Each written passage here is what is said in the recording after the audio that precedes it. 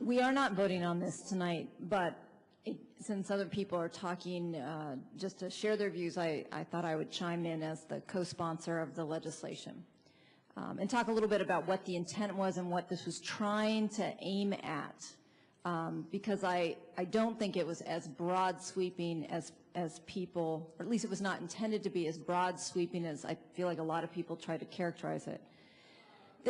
The intent is to leave ample opportunities for free speech, for protest, for demonstration.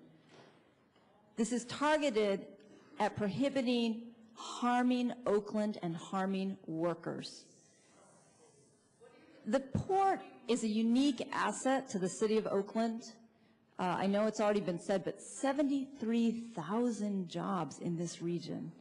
And the nature of port work, for those of you who may know, I worked for the port for 2 years. The nature of port work is such that when the port doesn't operate, many, many people do not earn their wages.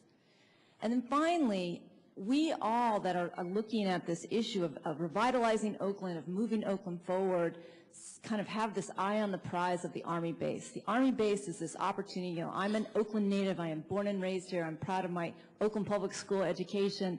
The Oakland Army base represents one of the greatest opportunities I've seen in my lifetime for moving this city forward. But that opportunity depends on the port expanding, or at least not losing business.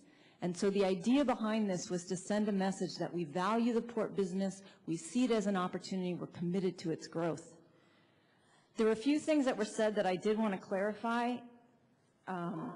This resolution does not mention Occupy Oakland. It is not specific to a group. It is not specific to a message. That indeed would violate the First Amendment, and this was not the intention. There was also a phrase thrown around that is not contained in this resolution. This resolution does not contain the term that often gets used, any means necessary. It does say the use of lawful tools, and it's not, I think everyone acknowledges that we have lots of room for improvement on managing lots of things. Finally, with regard to labor, I was going to ask that we take out, there was a whereas clause that mentions labor, because they weren't consulted and because this does apply to things besides Occupy. I think it would have been appropriate to take that particular whereas phrase out.